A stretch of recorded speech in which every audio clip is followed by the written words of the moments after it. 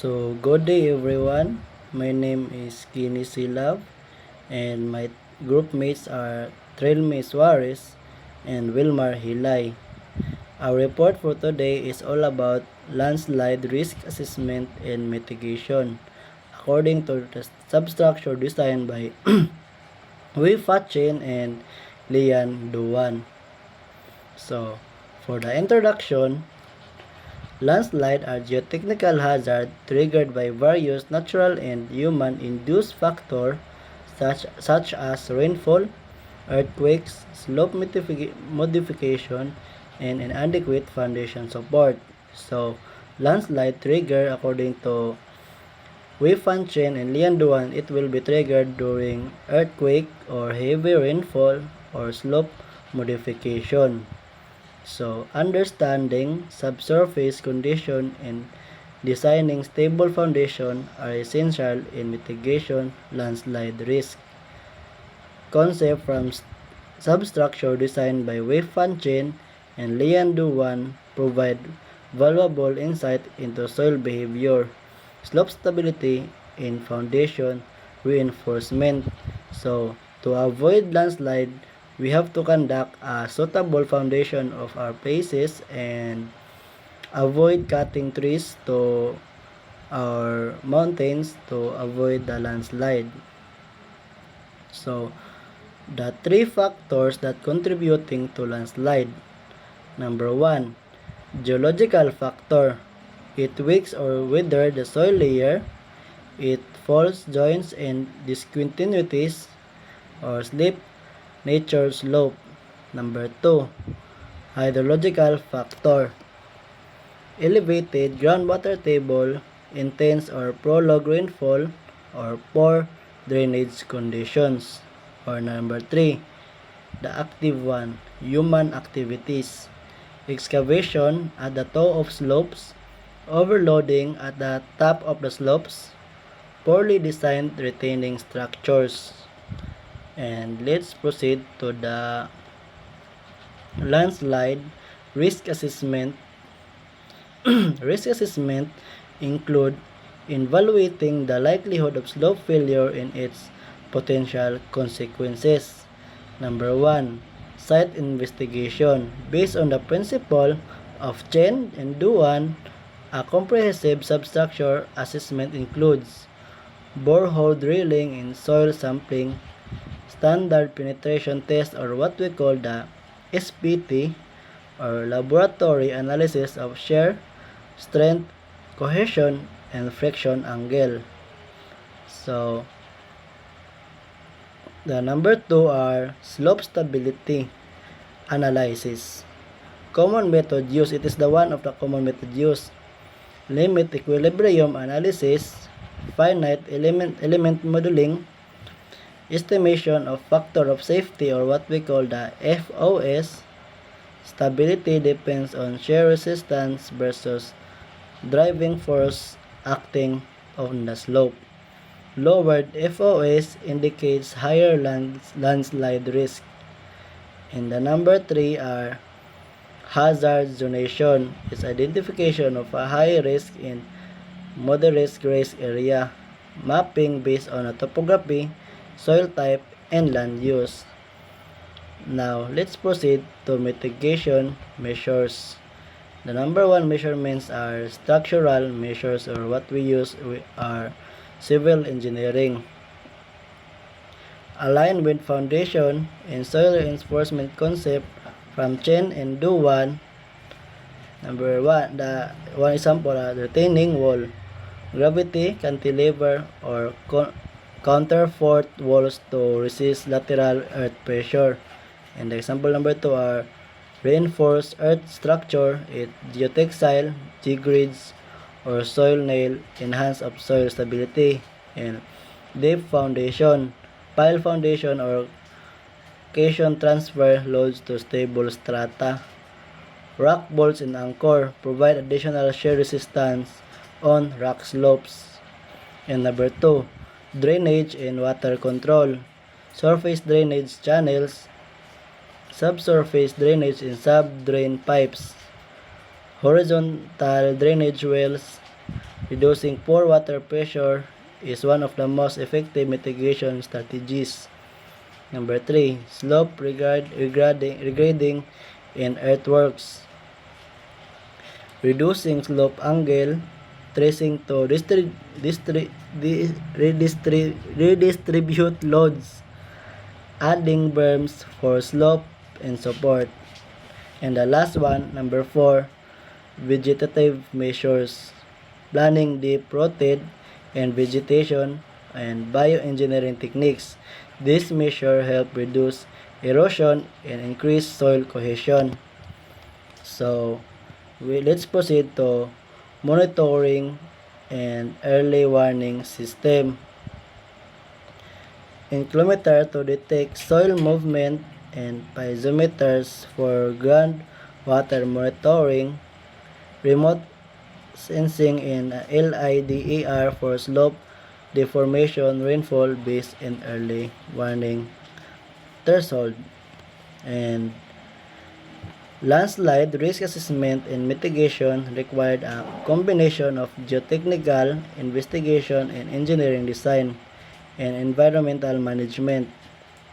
Principle highlighted a substructure designed by Wei Fan Chen and Lian Duan are essential in understanding soil behavior, designing stable foundation, and applying effective structural and non-structural mitigation measures. A proactive approach integrating assessment and design and monitoring greatly reduce the likelihood of impact of the landslide. So to explain what I am saying and to expand more what I am presenting about, I will explain it in this part.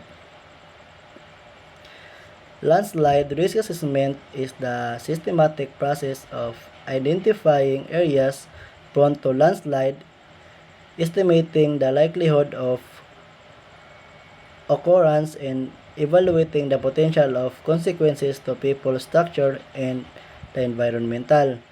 The component of landslide risk are risk equals to hazard times exposure times vulnerability. The landslide hazard are the probability that landslide will occur in a specific area within a given time. The factor influenced hazard is slope, angle, and height, and also geology, soil and soil type.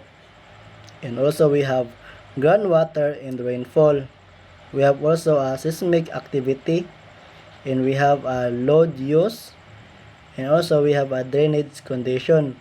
For a slope, angle, and height, we have steeper slope are more unstable. For geology and the soil type, we have clay rich and weathered rock are weak. For groundwater and rainfall, we have intense or prolonged rain increase the pore water pressure. In seismic activity, we have earthquake reduce soil shear strength. And we have a land use, deforestation, excavation, and loading of slopes. And we have finally we have the drainage condition and poor drainage, acceleration, slope, and failure. So the exposure are elements that may be affected by a landslide are residential building, roads and bridges, school and hospitals, utilities like water, power, communication, and also we have agricultural land. So for the vulnerability, the degree of damage expected if a landslide occurs will quality of a building structure, distance from slope, presence of prospective structures, preparedness, and warning system. So and let's proceed to a landslide assessment methods. And this study, we have review a geological map, historical landslide record, and satellite image and aerial photos. We have a field investigation. For example of the field investigation are slope geometry measurement and soil rock sampling and identification of cracks, scraps, and seepage, and also the groundwater observation. And we have also the geotechnical analysis. To analyze the geotechnical analysis, we have shear strength and parameters and the factor of safety, or we call FOS, or slope instability in analysis, or limit equilibrium methods. We have also the hazard mapping, low, moderate, and high risk zone, also used for land use planning and development control. Now, let's proceed to the landslide mitigation. Landslide mitigation refers to engineering and non-engineering measures used to reduce landslide hazard risk. Structural engineering mitigation measures slope, geometry and modification, slope cutting and flattening, terrace and benching, removal of unstable soil mass, and we have also the drainage control, surface of drainage channel, and subsurface drainage or horizontal drains, weep holes and retaining walls, and we have drainage is one of the most effective mitigation methods, so that are the most effective one. And also we have retaining structures like gravity reaching walls, reinforced concrete walls, gabion walls, and sheet pile walls. Also we have slope reinforcement like soil nailing, rock bolts and anchor, geotextile and geogrids. Also we have a toe protection, riprap and rock armoring, check dams and batteries. So now let's proceed to non-structural mitigation measures. For land use planning, it avoid structural and high risk zone, and also zoning, regulation, and relocation of settlement. And the second example are vegetation and bioengineering. It helps tree and grass planting, root system increase soil strength, reduce surface erosion, and we have sample number 3, monitoring and early warning system, rainfall threshold, ground movement sensors, also community-based warning system. And the sample number 4, the last example, are public awareness and preparedness. It has a community training, evacuation planning, and hazard signage. And let's proceed to the importance of landslide risk assessment and mitigation. It protects human life, siyempre number 1, and reduce structural damage, and support sustainable and development, minimize economic losses, and enhance disaster resilience. So, for the example of the Philippines context, in mountainous and high rainfall area like Mindanao and Cordillera, prolonged rainfall plus steep slope plus deforestation is equal to high landslide risk, or proper drainage, slope stability, and zoning are critical. So, that's are the landslide risk assessment and mitigation. Thank you. Here are the landslide prone places in the Philippines. Those are areas where slope failures or soil or rock movement are more likely, especially during heavy rain, during typhoons, earthquakes, and mountainous terrain.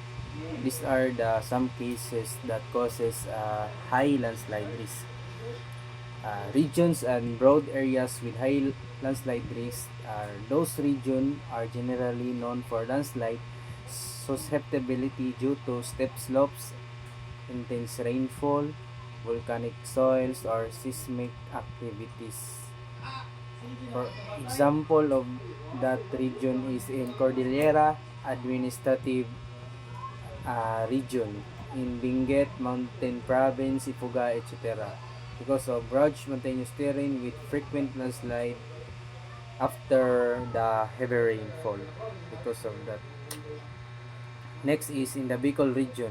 The Bicol region, especially near Mount Payon, faces high landslide risk due to its volcanic soil and frequent typhoons which trigger destructive lahars, volcanic mud flows, and slope failures, making the areas in volcanoes danger zone extremely hazardous during heavy rains. The combination of volcanic material and intense rainfall from typhoons saturates slopes, increasing the danger of landslide and debris flows that threaten the communities in Bicol region.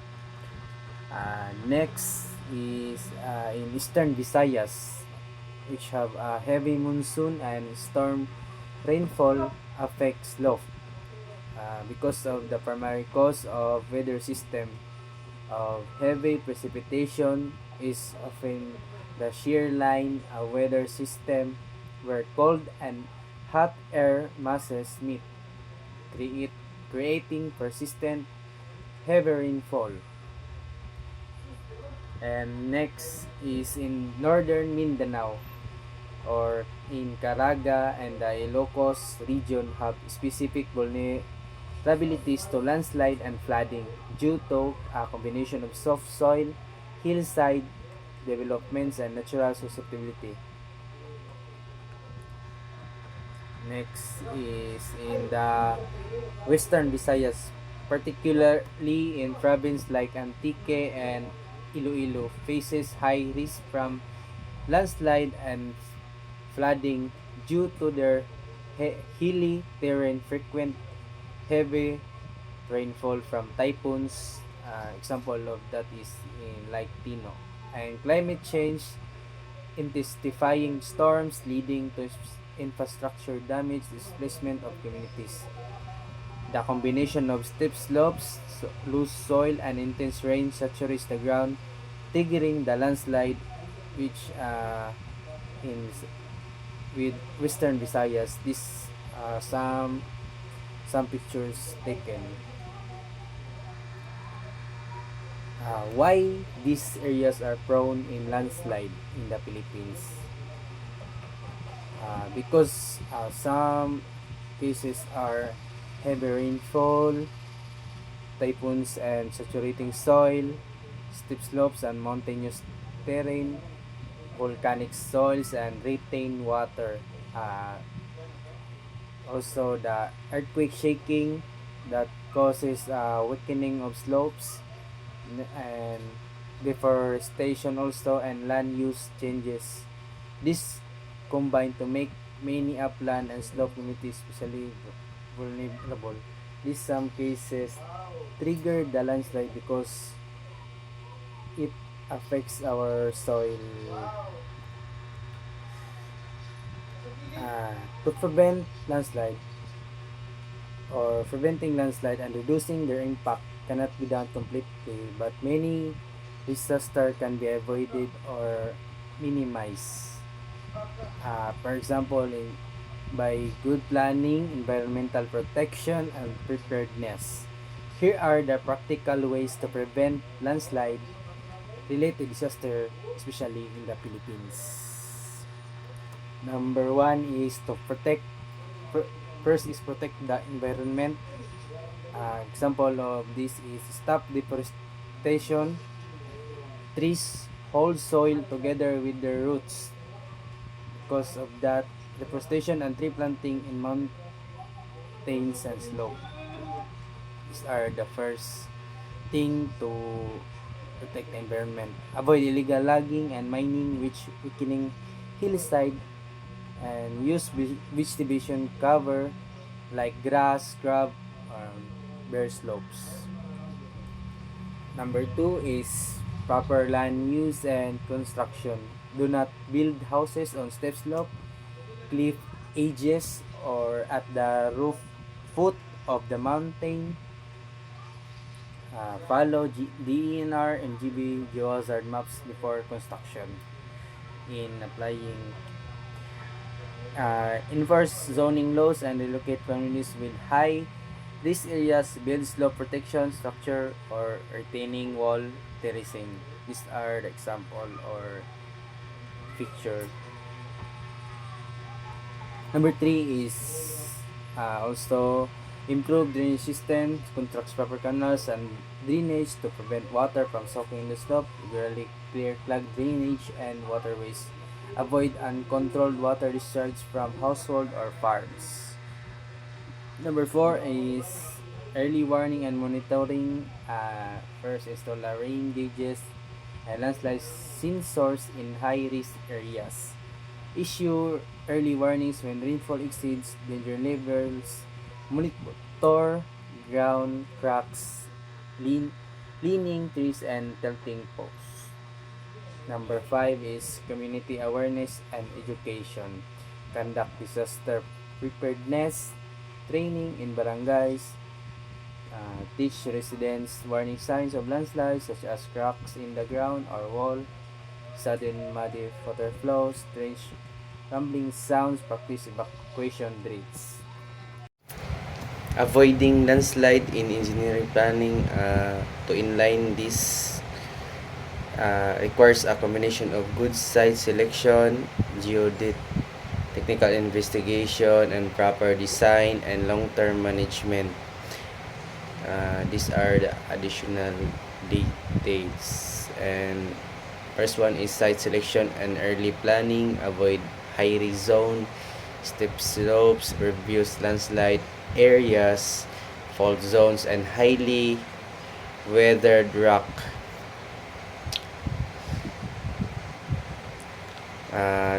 Study historical data, past landslide areas, rainfall records, or seismic activities. Use hazard maps, landslide susceptibility, and zoning maps. Next is detailed geotechnical investigation, soil and rock testing, shear strength, permeability, cohesion, friction angle, slope, stability analysis, limit equilibrium or numerical modeling, groundwater assessment, identify water tables and seepage paths. Number 3 is proper slope design, reduce slope angle, gentler slope, improve stability, limit excavation depth, avoid undercutting slopes. And number 4 is drainage control, critical factor, drainage channels, ditches, culverts to divert rainwater, subsurface drainage, horizontal drainage, fringe drainage, whip holes, prevent water infiltration or impermeability, covers line drains, regular maintenance, keep drains unclogged. 5 is slope stabilization techniques, structural methods, retaining walls, soil nailing, rock bolts, and anchors, piles, or shear case. These are the bioengineering methods. Construction best practices: allow soil to adjust gradually, avoid construction during heavy rains, control vibration from blasting or heavy machinery, proper soil disposal, do not dump material on slope.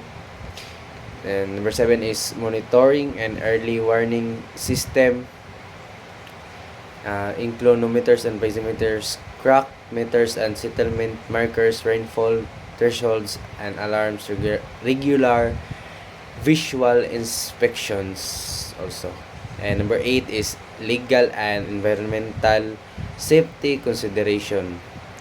Follow local codes and slope stability regulations, conduct environmental impact assessment, implement emergency response plans, restrict lands on stable slopes. Number 9 is climate resilient planning, design for extreme rainfall events, consider climate change effects on slope stability.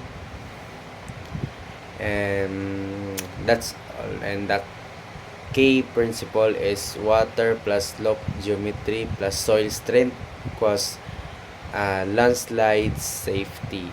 Landslide monitoring and warning systems.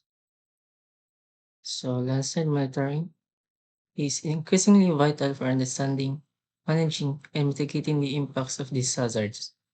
Classical methods such as land surveys, inclinometers, extensometers, and piezometers remain the most reliable monitoring tools. However, future efforts are expected to focus more on emerging remote sensing and remote access technologies due to their growing relevance and potential. So first we will briefly discuss about the classical methods. First is the land surveys. So land surveys are considered a cornerstone of classical landslide monitoring, remaining one of the most appropriate and reliable measures alongside instruments like inclinometers and piezometers. This method functions by establishing a geometric baseline of the slope surface, allowing engineers to detect physical displacements or the appearance of cracks that serve as cursory evidence of movement. By systematically measuring specific points on the slope over time, land surveys provide essential data needed to track the acceleration of surface movements, which is critical for both preliminary monitoring taxis risk on pre-existing landslides and precautionary monitoring to ensure safety during active construction projects. The second classical method is inclinometers. Inclinometers serve as a primary instrument for detecting subsurface ground movement. These are specifically engineered to quantify the tilt or inclination of the soil column at varying depths. The process involves installing a grooved plastic casing deep into a borehole penetrates potential slide zones. A probe is then lowered into this casing to record the angle of the pipe at specific intervals. When the ground begins to shear or slide beneath the surface, the casing bends, allowing the device to identify the precise depth of the slip surface and the rate of underground movement, often detecting instability before visible cracks appear on the surface. So we have a image here showing the installation of the inclinometers and here as well of its components.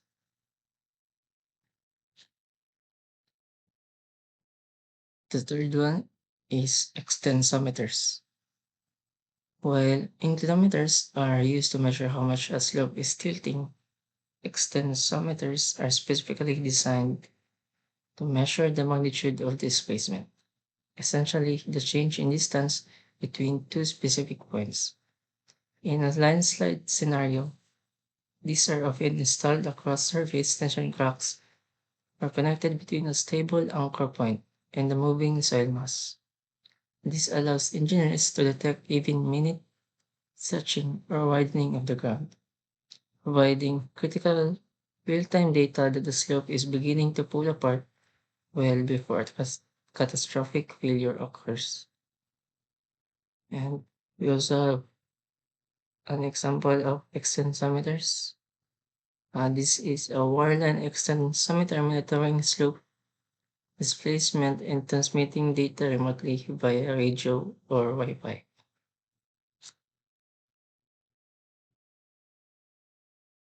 The third one is the piezometers. Uh, these are the standard instruments utilized for monitoring groundwater conditions, which are often the primary trigger for slope failure. These devices measure pore water pressure within the soil or rock layers, and high pore water pressure reduces the shear strength of the soil, making a slope more susceptible to sliding. When installing piezometers at various depths, accurate data regarding the water table level, and hydrostatic pressure fluctuations can be obtained. This information is critical for establishing the relationship between rainfall, groundwater saturation, and slope stability. So here we have example of piezometer, specifically a standpipe piezometer. This one showing the water level produced by pore water pressure at the filter tip, and this one shows the water level produced by the entire borehole.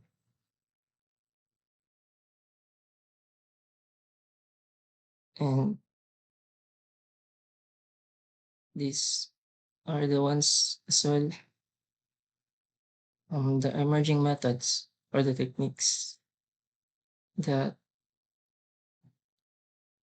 will be used in the future, aside from the classical methods that we rely on. These are the remote sensing techniques. We've got SAR imagery or synthetic aperture radar imagery, INSAR or interferometric synthetic aperture radar, NICS, which is used for landslide, ground-based, and satellite-based. So remote sensing for landslide monitoring relies on the progression of radar technologies designed to detect surface changes with high precision. The foundational technology is radar, or radio detection and ranging, where a satellite transmits a pulse of electromagnetic energy toward Earth and processes the reflected waves to determine the properties of objects on the surface. To improve image clarity, SAR or synthetic aperture radar is utilized.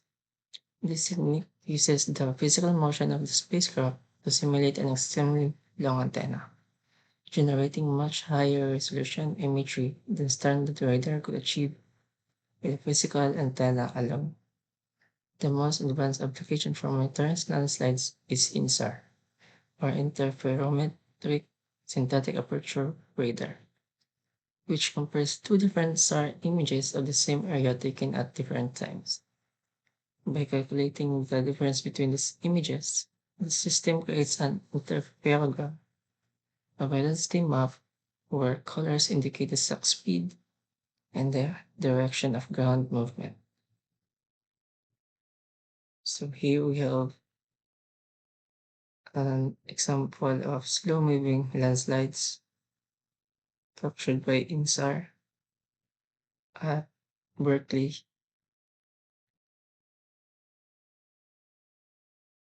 So here it, it shows the high spatial coverage and the high spatial resolution, and it works best in urban areas. It also shows diverse displacement time histories in areas of interest. Actual landslide displacement from differencing background signal.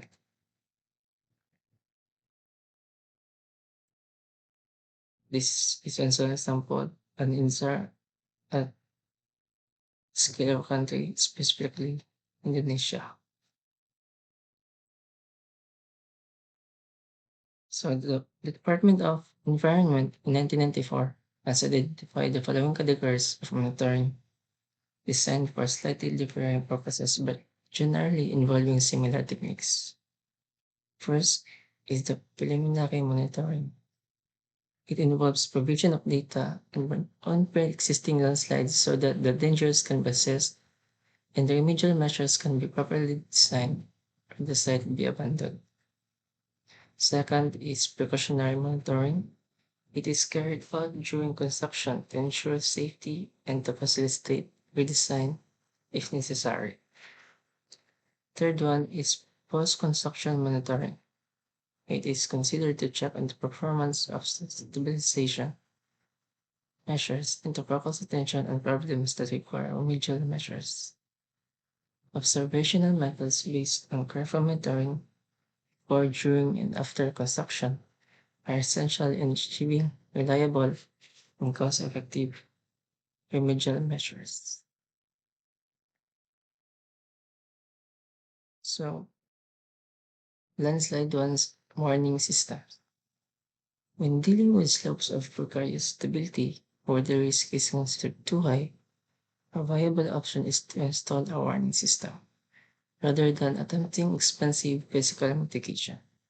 It is crucial to understand that these warning systems do not modify the actual geological geological hazard. Instead, they serve to reduce the consequences of the landslide, particularly the risk associated with the loss of life. The selection of an appropriate warning system depends on the specific stage of landslide activity. So, the first stage is the pre-failure stage, and these monitor early signs or revealing factors like ground cracks or triggering factors like heavy rainfall and high polar water pressure. The alarm is triggered when specific thresholds, for example, rainfall amount of or rate of movement, are exceeded. Next stage is failure stage. It detects the event as it happens, typically triggered by sudden acceleration of ground movement or the disappearance of a target sensor. The last stage is the post-failure stage.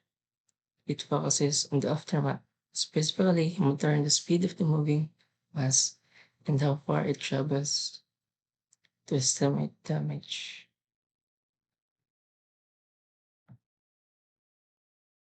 We also have the four possible stages of landslide activity defined by Lerowell in 1996.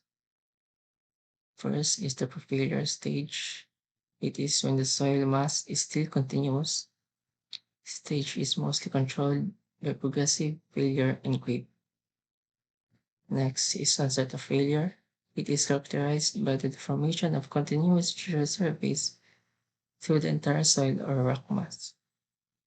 Next is post-failure stage, which includes movement of the soil or rock mass involved in the landslide from just after failure until it essentially stops. And the last stage, reactivation stage, when the soil or rock mass slides along one or several pre-existing shear surfaces. This reactivation can be occasional or continuous with seasonal variations or of the rate of movement. Landslide warning systems are critical risk management tools employed when physical mitigation is too costly, risky, or socially unpopular, functioning not to prevent the hazard but to minimize consequences like loss of life. These systems must be tailored to the specific stage of landslide activity, utilizing revealing factors like fissures or triggering factors like rainfall thresholds. During the pre-failure stage, detecting sudden acceleration during the failure stage and monitoring at a distance in the post-failure stage. While classical monitoring methods like inclinometers and piezometers remain standard, emerging remote sensing technologies like INSAR offer powerful new ways to detect ground motion from space. However, for any warning system to be successful, rather than a cheap alternative for safety, it requires rigorous design, continuous expert assessment, rapid decision making, and crucially, an informed public prepared to react without panic. Ultimately, sustained good housekeeping of the region, such as proper land use and drainage, remains the primary defense against landslide risk. Forecasting the time of landslides. Landslide warning systems are critical risk management tools utilized when physical mitigation is too costly or risky, serving to minimize consequences like loss of life rather than preventing the hazard itself. These systems function by monitoring specific criteria tailored to the landslide activity stage, such as tracking rainfall thresholds in the pre-failure stage or detecting sudden acceleration during the failure stage. While predicting exact time of failure remains difficult, The most reliable engineering method involves monitoring surface displacements and further rate of movement, which removes many uncertainties found in theoretical models. However, the success of these systems depend heavily on strict management protocols, including continuous expert assessment, rapid decision making, and clear public communication to prevent panic. Ultimately, warning systems play a secondary supporting role to good housekeeping, where sustainable land use planning and drainage management form the primary defense against landslide risks. And for the concluding remarks, the landslide risk management is primarily founded on reliable hazard assessment, followed by the analysis of exposure and vulnerability of critical elements to determine overall risk and support cost-effective decision making. Areas with high risk should be systematically identified, ranked, and addressed through timely and appropriate mitigation measures. Effective risk reduction is not limited to structural interventions, but also includes appropriate land use planning, regular maintenance, emergency preparedness, and community level management, as demonstrated by successful practices in Hong Kong and Nor in the UK. Although substantial advances have been made in landslide mitigation methods, the selected solutions should be appropriate to the required level of effectiveness and practical feasibility. Addressing landslide issues therefore depends on close cooperation between geotechnical engineers and engineering geologists, contributing to the continued development of a more scientifically grounded discipline. And that will be all. Thank you.